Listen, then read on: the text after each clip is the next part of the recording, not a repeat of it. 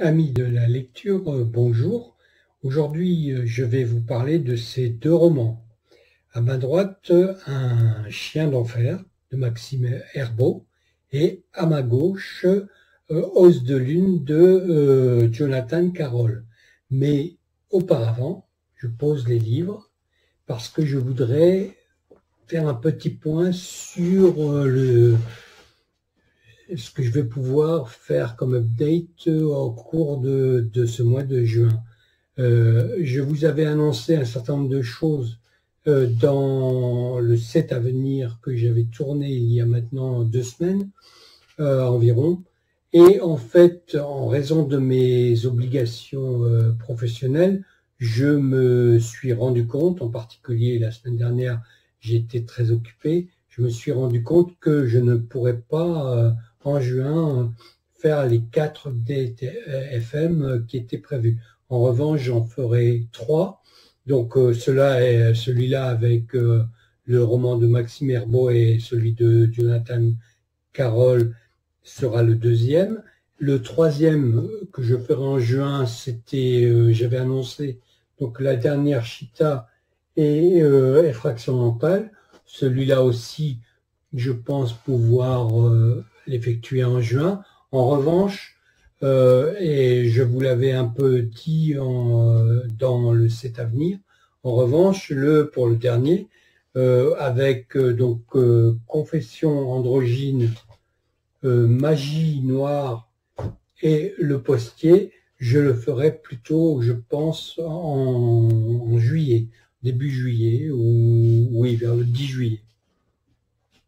Voilà, donc je disposerai de plus de temps à partir du mois de juillet, parce que j'aurai moins de travail, et donc je pourrai, là, je pense, mais je ferai un set à venir à ce propos, je pense faire 4 updates FM. Ensuite, j'ai d'autres projets, mais je ne vous en parlerai pas non plus tout de suite parce que ils sont encore émergents et il faut que je les travaille un peu. Mais bon, je vous en parlerai, je pense, d'ici la rentrée. Eh bien, le temps est venu maintenant de commencer. Donc, le générique.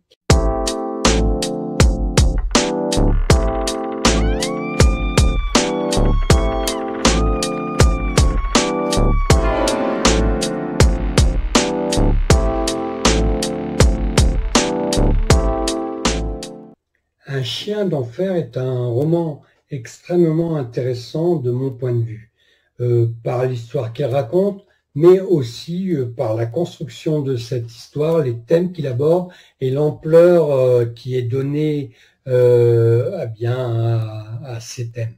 Je vais vous en parler plus en détail maintenant. Mais d'abord, que raconte un chien d'enfer ? Eh bien, en fait, on a au départ un couple, donc composé de Félix et Ambre, et tous deux viennent d'assister à un opéra. Alors, c'est à l'opéra de Lille, et ils viennent de voir l'opéra de Mozart, Don Giovanni, donc l'histoire de l'adaptation qu'il en a faite de la pièce de théâtre Don Juan de Molière. Donc, ils rentrent chez eux. Ils habitent un peu à la campagne et en cours de route, donc ils bavardent, ils parlent en particulier de cet opéra et en cours de route, donc c'est assez mal éclairé, voire pas éclairé du tout. Félix va voir sur la route une forme qui va provoquer un réflexe, il va tenter de l'éviter et bon, on avait déjà vu cette situation, par exemple, dans la poupée qui dévora sa mère, et en tentant de l'éviter, eh bien, il va avoir un accident. Il va se réveiller à l'hôpital et va apprendre que sa compagne, Ambre, est décédée. Mais avec lui, il va y avoir un chien. Alors, un certain nombre de critiques on dit que ce n'était pas crédible qu'il y ait un chien dans la chambre d'un blessé dans un hôpital. En fait, si on rentre dans l'histoire, si on entre vraiment dans l'histoire, et qu'on connaît un peu plus ce chien, c'est parfaitement crédible. Et vous allez comprendre pourquoi. Parce que ce chien, ce n'est pas n'importe quel chien. Il a des pouvoirs. Il a un certain nombre de... Voilà, je vais vous en parler. Il a un certain nombre de capacités, de qualités qui le rendent hors norme. Donc ce chien que Félix va appeler Frisbee va, à partir du moment de ce moment-là où il reprend connaissance, va l'accompagner et va l'accompagner très très longtemps, toute sa vie. Enfin oui, toute sa vie, on peut dire ça comme ça, en tout cas une grande partie de sa vie. Et donc ce chien Frisbee va aider le personnage Félix à surmonter le deuil de sa compagne. Mais en fait, bien, ça va être pour lui une période très très difficile de dépression où il va de plus en plus vivre seul, être en plus en butte avec des problèmes familiaux avec la belle famille d'Ambre, et donc ça va le mener très loin puisqu'il va même décider d'en finir. Donc je ne vais pas rentrer dans tous ces détails, mais c'est une part importante de l'histoire. Cependant, l'histoire ne s'arrête pas du tout là. Alors, avant d'aller un peu plus loin, je voudrais juste faire un petit point sur la construction du récit qui peut désarçonner, en effet, le lecteur, parce que, eh bien, quand l'histoire elle-même est entrecoupée d'un certain nombre de courts chapitres qui semblent parler d'autre chose. Par exemple, il y a un certain nombre d'épisodes d'une série de dessins animés où on voit un chien poursuivre un chat. Il y a un certain nombre aussi de chapitres qui abordent l'opéra, enfin pas l'opéra exactement, mais plutôt ce qu'est devenu Don Juan une fois qu'il s'est retrouvé aux enfers. Il y a un certain nombre également d'extraits d'un livre qui s'appelle, je l'ai noté, je vais essayer de le retrouver, qui s'appelle Supplément au dictionnaire infernal et qui est écrit par Monseigneur Saintonge, qui parle des démons. Alors tout cela en fait peut désarçonner, mais en fait c'est extrêmement lié à l'histoire.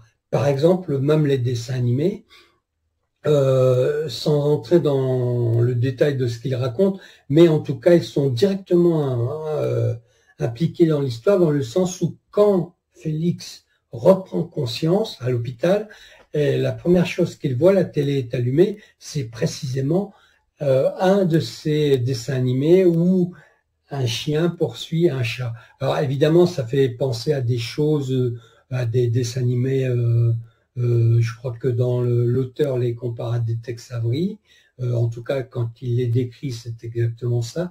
Ça peut aussi faire penser à des dessins animés comme Tom and Jerry, sauf que, eh bien, on n'a pas un chat et une souris, mais un chat et un chien. Et les chapitres qui viennent entre eux, coupés également, qui parlent de Don Giovanni, sont eux aussi directement liés à l'histoire, puisque c'est avec cet opéra que commence l'histoire. Alors là, très intéressant, ça j'ai vraiment trouvé ça très très intéressant, c'est la manière dont va être rattaché donc ce supplément au dictionnaire infernal de Saintonge, la manière dont c'est rattaché au récit. Et donc dans un premier temps, à chaque fois qu'on a ces chapitres qui apparaissent, on peut se dire que ça nous renseigne sur la nature des démons. Parce que évidemment, on va assez vite comprendre que ce chien, Frisbee, est en fait un chien démoniaque. C'est un démon qui a pris la forme d'un chien. Bon, c'est un peu particulier. Et donc, je reviens à ce que je disais parce que c'est vraiment, j'ai trouvé ça très original. Donc, la manière dont ce dictionnaire infernal, ce supplément au dictionnaire infernal, se rattache à l'histoire. Et j'ai appelé ça le mystère de la page 214. Pourquoi? Parce que quand on prend le roman, donc on a eu un certain nombre d'informations, et puis à un moment de l'histoire, donc le personnage de Félix va rencontrer un autre personnage qui connaît aussi également ce chien. Et donc je vous emmène un peu loin, page 213. Je vous emmène là parce que je vais vous lire un petit passage, page 213. Et voilà, alors il faut que je cache. Voilà, je vais vous lire juste un petit passage et vous allez comprendre à quel point c'est, je trouve, ingénieux. Le personnage de Félix rencontre une vieille dame qui a eu ce chien bien longtemps auparavant et qui se prénomme Odette. Alors voilà le dialogue. Donc je le reprends là. Ayant retrouvé son calme, elle, c'est-à-dire Odette, lui répondit d'une voix éteinte: « Mon pauvre homme, il va vous prendre tout ce que vous avez. » Elle parle du chien. Il lui raconta alors toute son histoire, détailla son calvaire de ces dernières semaines. Elle l'écouta d'un bout à l'autre sans mot dire, et lorsqu'il eut fini, elle lui prit la main. « Je suis tellement désolé, mon bon monsieur. Il aurait mieux valu que vous ne croisiez jamais sa route. J'ai tout fait pour le retenir, croyez-moi, mais lorsque l'heure vient, il part. Il part, et il emporte tout ce que nous avons, tout ce que nous sommes. Il fait ça depuis la nuit des temps, et en ce moment même, il cherche quelqu'un d'autre. Savez-vous ce qu'il est au juste? D'où est-ce qu'il vient? Pourquoi fait-il ça? Vous voyez l'étagère de l'autre côté du salon. Prenez le livre bleu et celui qui est tout en haut à droite, page 214. Page 214, je vous le montre. Alors je ne sais pas si on voit bien. Voilà, page 214. Et si vous regardez le livre lui-même, nous sommes à la page 213. Autrement dit, page 214, il va y avoir là à nouveau un extrait donc du supplément au dictionnaire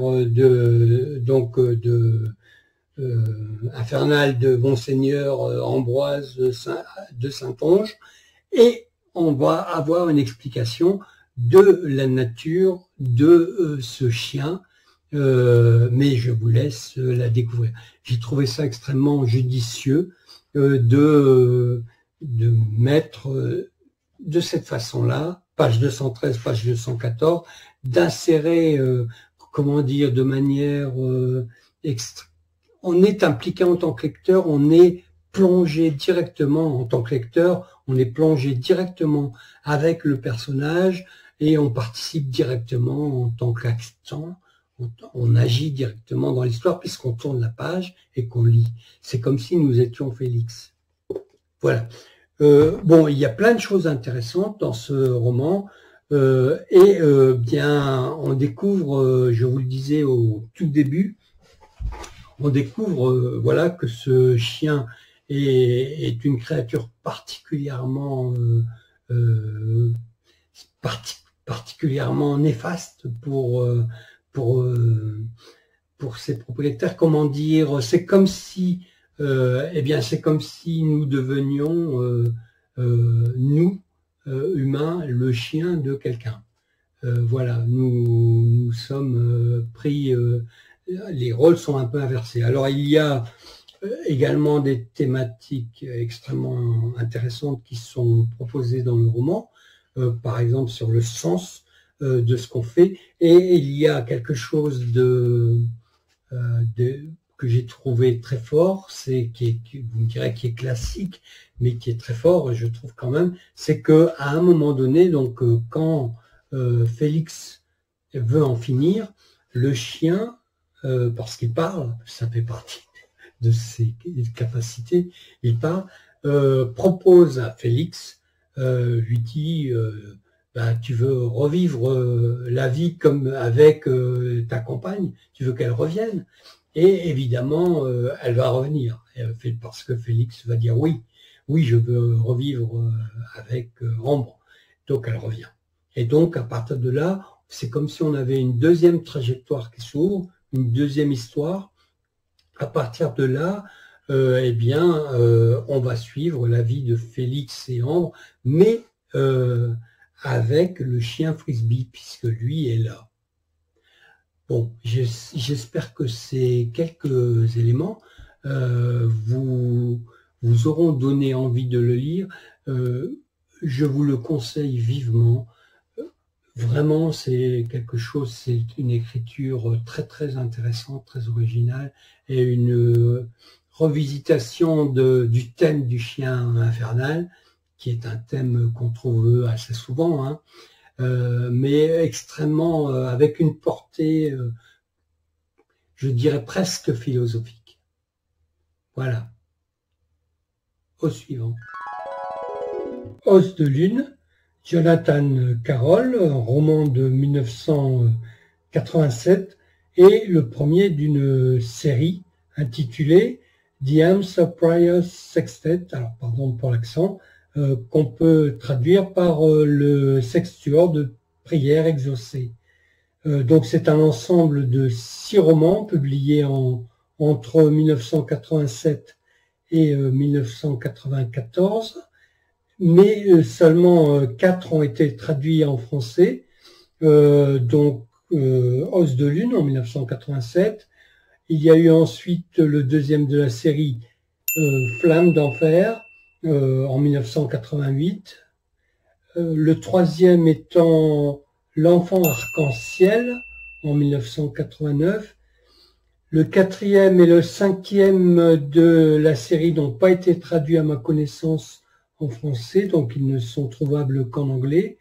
Et le dernier, lui, a été traduit sous le titre La morsure de l'ange en 1994. On a l'habitude en fait de considérer que les récits de Jonathan Carroll sont inscrits dans un genre qu'on appelle le réalisme magique. Alors avant de vous présenter le roman en lui-même, je vous propose une petite définition du réalisme magique, et vous allez voir que ça rappelle aussi le fantastique comme définition.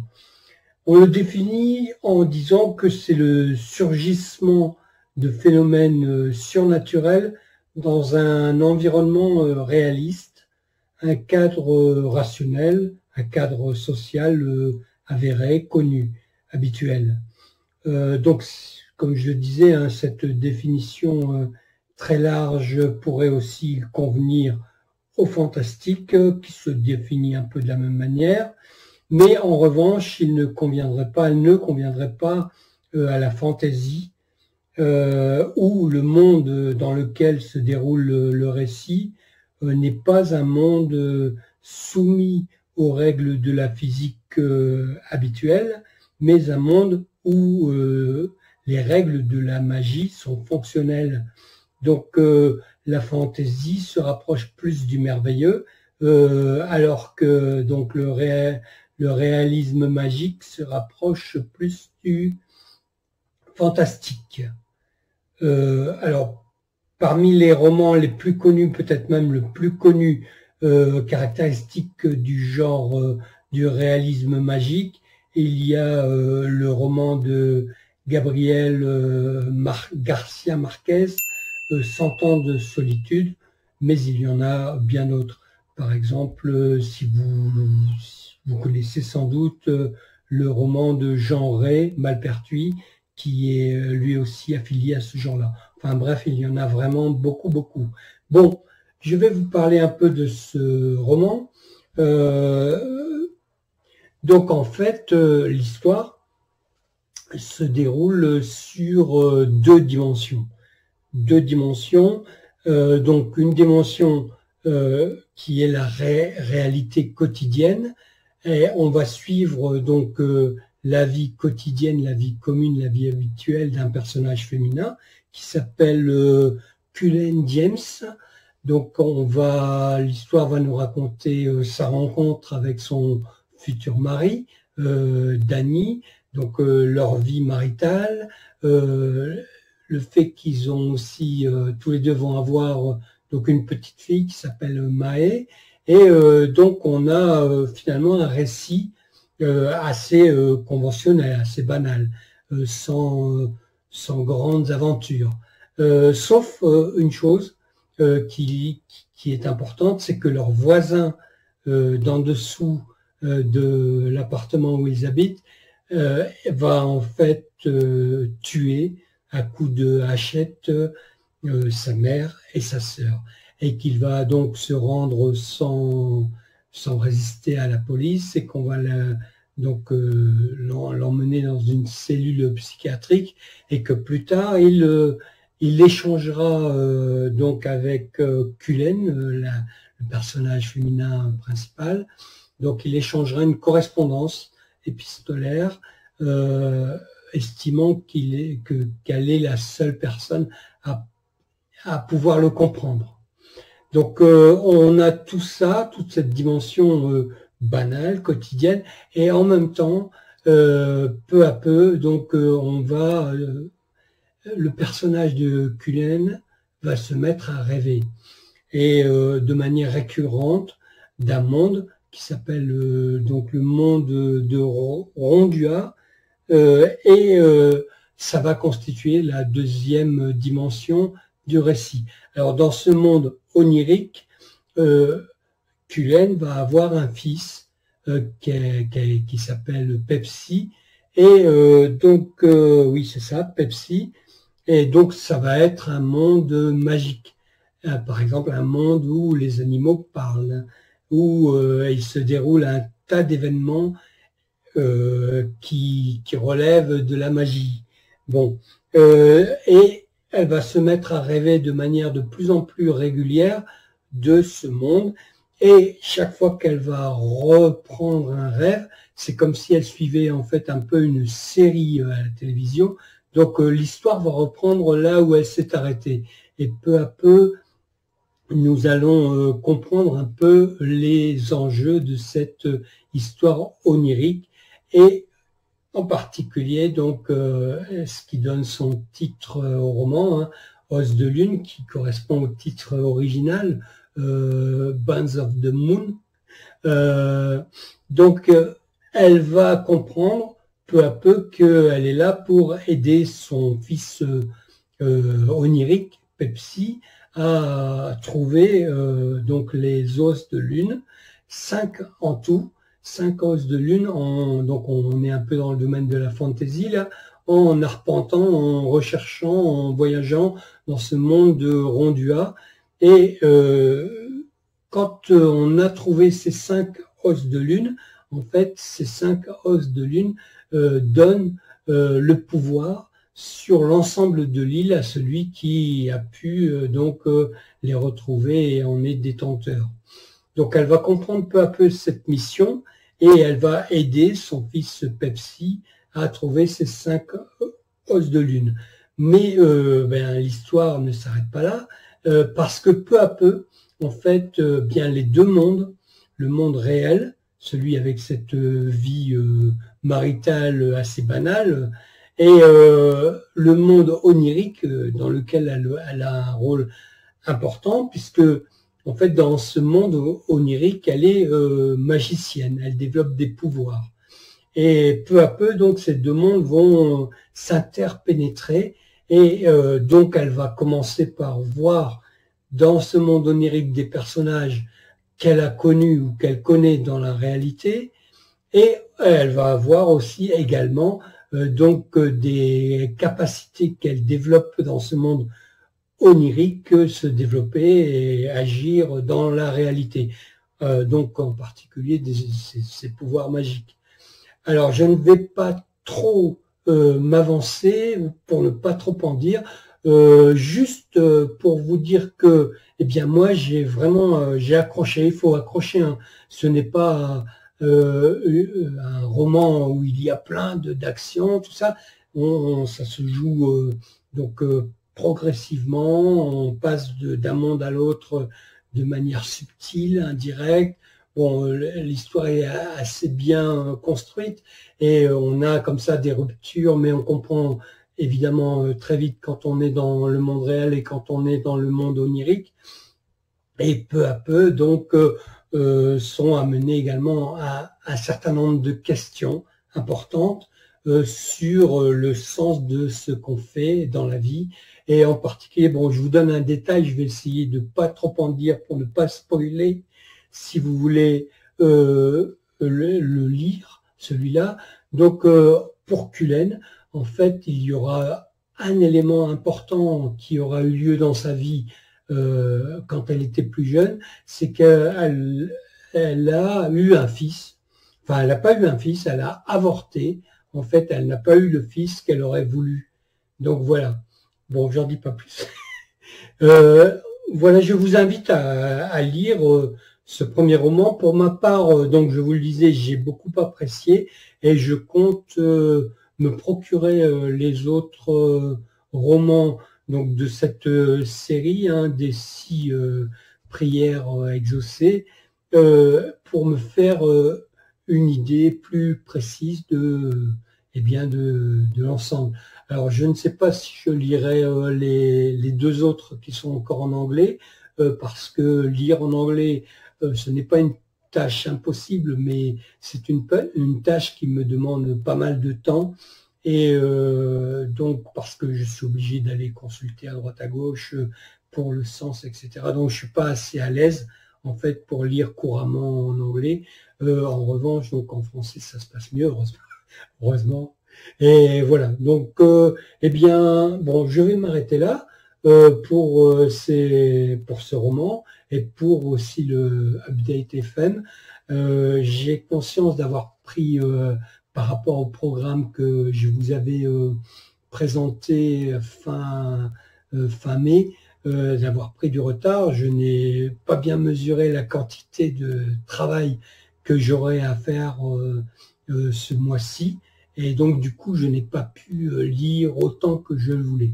Mais je compte me rattraper dès le mois prochain, où j'aurai quand même beaucoup plus de temps. Bien, voilà. Donc, n'hésitez pas à commenter. N'hésitez pas à me dire si vous connaissez, alors que ce soit ce roman-là, ou si vous avez lu d'autres choses de Maxime Herbeau. Donc voilà, pour ma part, c'est le premier, hein, comme je vous le disais. Pour Jonathan Carroll, bon, je connaissais, mais c'est le premier de cette série que je lis également. Faites-moi part de votre avis, et puis bon, n'hésitez pas donc à commenter, à liker, à vous abonner, et je vous dis à très bientôt.